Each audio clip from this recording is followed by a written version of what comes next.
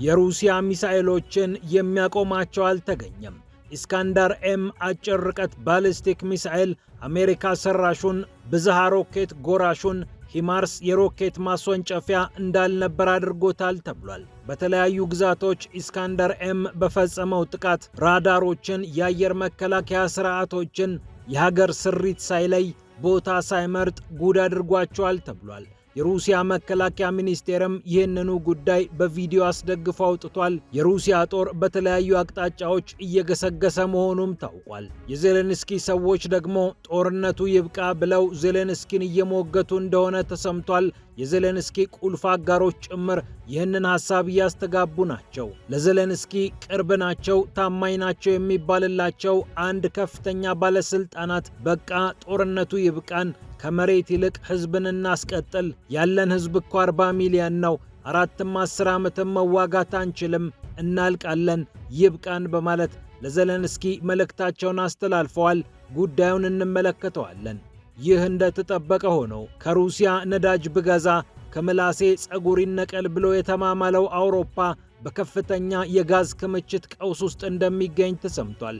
ባለፉት 4 ዓመታት ታይቶ የማይታወቅ የጋዝ ክምችት ቀውስ መታየቱ ነው የተሰማው። ቀዝቃዛውን ጊዜ ለማለፍ አውሮፓ ከፍተኛ ዋጋ እየከፈለ መሆኑም ተሰምቷል። ሩሲያን ለማበሳጨት አሜሪካን አስደስቶ ውዱን የአሜሪካ ጋዝ እየሸመተ የሚገኘው አውሮፓ ያለውን የጋዝ ክምችት እያሟጠጠ በትራምፕ ወጥመድ ውስጥም እንደገባ ተስተውሏል። እንዲሁም የአሜሪካው ፕሬዝዳንት ዶናልድ ትራምፕ እና የህንዱ ጠቅላይ ሚኒስትር ናሬንድራ ሞዲ ሀገሮቻቸው የንግድ ስምምነት ላይ መድረሳቸውን ይፋ አድርገዋል። ትራምፕ ደግሞ ሞዲ የሩሲያን ነዳጅ አልገዛም ብሎ ቃል ገብቶልኛል ብለው ተናግረዋል። ሞዲ ግን ጉዳዩን በተመለከተ ዝምታን መርጠዋል። በሌላ በኩል ክሊንተኖች ኮንግረስ ሊቀርቡ ነው። የቀድሞ የአሜሪካ ፕሬዝዳንት ቢል ክሊንተን እና የቀድሞዋ የውጭ ጉዳይ ሚኒስትር እንዲሁም ቀዳማዊ እመቤት ሂላሪ ክሊንተን ናቸው በኮንግረስ ፊት ቀርበው እንዲመሰክሩ፣ እንዲመረመሩ የሚደረገው። ይህ የሚደረግበት ዋነኛው ምክንያት ደግሞ ዓለምን ያመሰው የተለያዩ ባለስልጣናትን ስም እያስነሳ ያስጣለው የኤፕስቴን ፋይልስ ጉዳይ ነው። የኤፕስቴን መዝገብ ውስጥ ያሉ የተለያዩ ስሞች ሲነሱ ክሊንተኖች ከነቅሌታቸው ድርጊታቸው ተቀምጧል። በተለይ ቢል ክሊንተን ለወሲብ ንግድ የተለያዩ ልጃገረዶችን እያቀረበ የነበረውን ኤፕስቴንን በተለያየ አጋጣሚ አግኝተውታል። ከእርሱም ጋር ሲዝናኑ ታይተዋል መባሉ ከዚህ ቀደም የተነሳ ጉዳይ ቢሆንም አሁን ግን ነገሩ አፍጥጦ መጥቶ በኮንግረስ ፊት መጥታችሁ ካልመሰከራችሁ ተብለው እየተወተወቱ ስለሆነ ባልና ሚስት ወደ ኮንግረስ እንደሚቀርቡ እየተጠበቀ ይገኛል። ፒያሳ ኔትወርክን ስትከታተሉ ሁሉንም በጥልቀት ታገኛላችሁ። ፒያሳ ኔትወርክን ሰብስክራይብ፣ ላይክ እና ሼር በማድረግ የፈጣን የተአማኒና የጥልቅ ዘገባዎች ቤተሰቡን ስንል በአክብሮት ጋብዘናል። አሁን ወደ ጉዳዮቻችን አለፍን።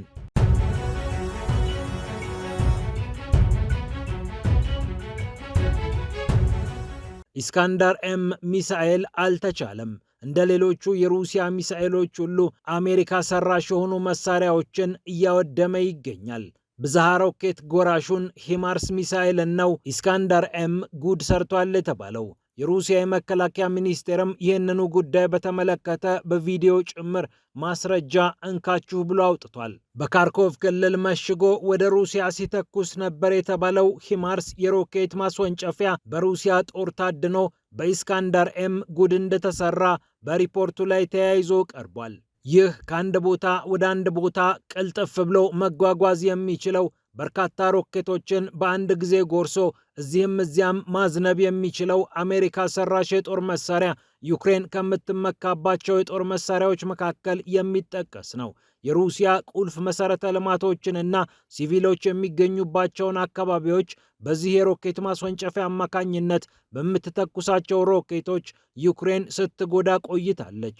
አሁን ግን ይብቃ ብሎ ኢስካንደር ኤም ከሮኬቶቹ መካከል አንደኛውን ልሳኑን እንደዘጋው ተሰምቷል። ኢስካንደር ኤም በሌላ ግንባር ደግሞ ሶቪየት ሰራሹን ኤስ-300 የአየር መከላከያ ስርዓት ሙሉ ለሙሉ እንዳወደመ የተሰማ ሲሆን ራዳርን ጨምሮ የተለያዩ የጦር መሳሪያ ዴፖዎችንም ከጥቅም ውጭ አድርጓል ተብሏል። በደርዘን የሚቆጠሩ የዩክሬን ወታደሮችንም እንደደመሰሰ ሞስኮ እወቁልኝ ብላለች።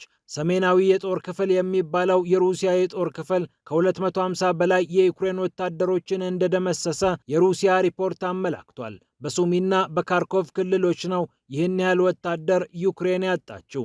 ከካርኮቭ ጥቃት ውጪ በዶኔስክ የተለያዩ አቅጣጫዎች በመቶዎች የሚቆጠሩ የዩክሬን ወታደሮች መገደላቸውም ተሰምቷል። 5 ብረት ለበስ ተሽከርካሪዎችና 1 ታንክ ከጥቅም ውጪ እንደተደረጉም ተነግሯል። ሶቪየት ሰራሽ የሆኑ የሮኬት ማስወንጨፊያዎችን በዛፖሪዥያ ክልል አነደድኩ ያለችው ሩሲያ በድኔፕሮፔትሮቭስክ ደግሞ ከ320 የሚበልጡ የዩክሬን ወታደሮች እንደተገደሉ ስሙልኝ ብላለች። ይህ እንደተጠበቀ ሆኖ የዜሌንስኪ አጋር ከመሬት ይልቅ ህዝብን እንምረጥ ሲሉ ለዜሌንስኪ መልእክታቸውን አስተላልፈዋል። ከዚህ ቀደም ሩሲያን በማውገዝ ሩሲያን እንከላከላት ወራሪ ናት ብለው ለጦርነት ህዝባቸውን በማነሳሳት የሚታወቁት ቫይታሊ ኪም ናቸው ይህንን የተናገሩት። የኒኮላይ ክልል ገዢ የሆኑት ቫይታሊ ኪም ህዝባችን ይበልጣል፣ እኛ እኮ 40 ሚሊዮን ነን፣ በቀጣይ 4 ወይም 10 ዓመታት እየተዋጋን መቀጠል አንችልም በማለት ኪም ተናግረዋል። 2019 እንደ አውሮፓውያን አቆጣጠር ላይ ዜሌንስኪ ፕሬዝዳንታዊ ምርጫውን እንዲያሸንፉ በተለያዩ አካባቢዎች የቀሰቀሱላቸው እኒህ ባለስልጣን ኒኮላይ ክልልን ሲያስተዳድሩ ቆይተዋል። በምዕራብ ኬርሰን የሚገኘው ኒኮላይ ክልል በጥቁር ባህር አካባቢ የሚገኝ እንደመሆኑ በሩሲያና ዩክሬን ጦርነት ውስጥ ተሰንጎ ቆይቷል። እርሳቸውም በጦርነቱ ሂደት ህዝባቸውን በማስተባበር ስማቸው ይነሳ ነበር። አሁን ግን ህዝባችን ተሰላችቷል።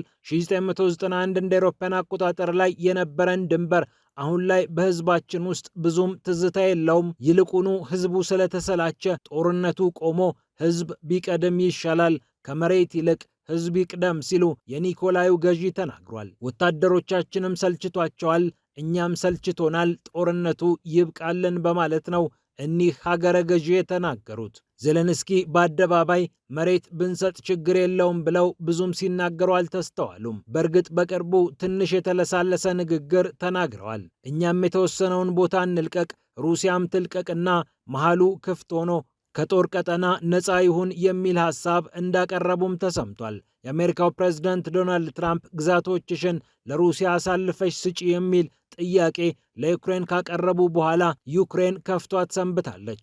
አውሮፓም እንዴት እንዲህ ይደረጋል ብሎ በአቋሙ ለመጽናት ቢሞክርም አሁን እየወጡ ያሉ መረጃዎች ግን በሁሉም በኩል መሰላቸት እንደመጣና የሚከፈለው ዋጋ ተከፍሎ ሰላም እንዲመጣ የሚያሳስብ ሆኗል።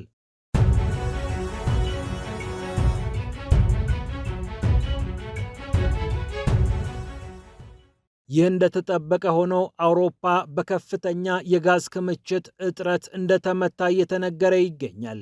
ፋይናንሻል ታይምስ እንደዘገበው በአውሮፓ ህብረት በጥቅሉ መጠባበቂያ ተብሎ የተቀመጠው ጋዝ መቀመጥ ከነበረበት 43 በመቶ አቅሙ ላይ እንደሚገኝ ተሰምቷል። ይህ ደግሞ ላለፉት 4 ዓመታት ታይቶም ተስተውሎም የሚያውቅ አይደለም ተብሏል። በቅዝቃዜ ወራት ላይ የሚገኘው አውሮፓ አሁን በከፍተኛ መጠን ኃይል ይፈልጋልና ጋዙ መጥቶ ቤቶችን፣ ተቋማትን እንዲያሞቅ ከፍተኛ ፍላጎት አለና እየተቸገረ ስለመምጣቱ ነው የተነገረው። ባለፉት 10 ወራት ታይቶ የማይታወቅ የማሞቂያ ሂሳብ ዋጋ እንደመጣም ነው የታወቀው። በ1 ሜጋዋት በሰዓት ባለ ስሌት 42 ዩሮ ወይም 46 ዶላር እየተከፈለ ነው ሲል ፋይናንሻል ታይምስ ዘግቧል። አውሮፓ የሩሲያን ነዳጅና ጋዝ አልገዛም፣ ከገዛሁ ከምላሴ ጸጉር ይነቀል ብለው ተማምለው ውዱን የአሜሪካ ጋዝ ሲገዛ ቆይቷል። በዚህም ምክንያት ለከፍተኛ ወጪ ተዳርጓል። የኃይል ዋጋ በአውሮፓ እያሻቀበ ይገኛል። የሩሲያው ጋዝፕሮም ከሰሞኑ እንዳሳወቀው አውሮፓ በመሬት ቀብሮት የነበረውን 81 በመቶ የሚሆነውን ጋዝ ለቀዝቃዛ ወራት ብሎ አውጥቶ ከፍተኛ ችግር ውስጥ ገብቷል። በኔዘርላንድ መቀመጥ ከነበረበት የጋዝ ክምችት 27 በመቶ ብቻ እንደተቀመጠ የታወቀ ሲሆን በጀርመንና በፈረንሳይም በተመሳሳይ ዝቅተኛ መጠን እንዳለ ነው የተነገረው። 45 በመቶ የሚሆነውን ጋዙን ከሩሲያ ሲያስመጣ የነበረው አውሮፓ በአሜሪካ ክፉ ምክር የአሜሪካን ውድ ጋዝ ለመግዛት ተገዷል።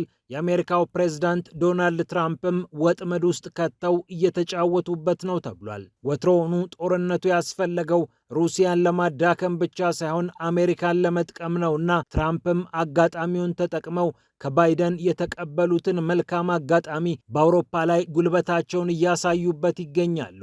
በቅርቡ ብራሰልስና ዋሽንግተን የንግድ ድርድር ሲያደርጉ አውሮፓ ከአሜሪካ ኃይል መግዛት አለበት ብለው ዶናልድ ትራምፕ እንዳስገደዱ የሚታወቅ ነው። እስከ 2028 ድረስ 750 ቢሊዮን የአሜሪካ ዶላር የሚያወጣ ነዳጅ ካልገዛችሁኝ ብለው የአሜሪካው ፕሬዝዳንት ዶናልድ ትራምፕ አውሮፓን እንዳስገደዱ የሚታወቅ ነው። ካልሆነ በታሪፍ አንበሸብሻችኋለሁ ብለው ዶናልድ ትራምፕ ማስፈራራታቸው ይታወሳል።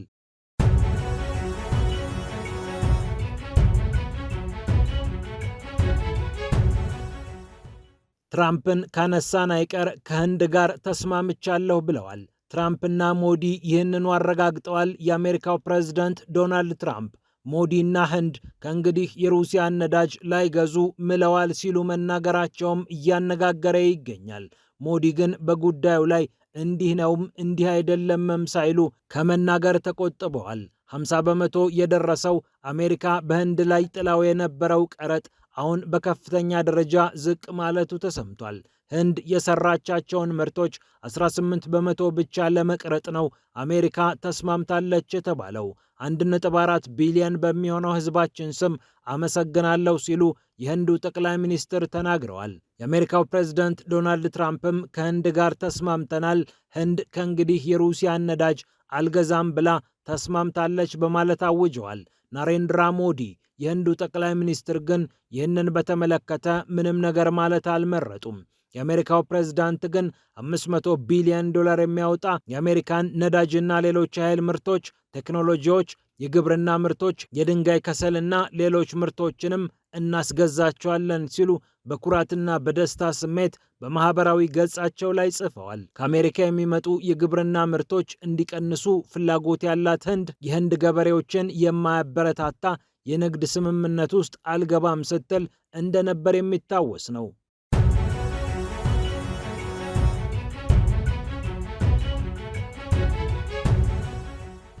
በመጨረሻም ክሊንተኖች ወደ ኮንግረስ ያመራሉ። ወደ ኮንግረስ የሚያመሩት ሊሞገሱ ሳይሆን ሊወቀሱና ሊጠየቁ ነው።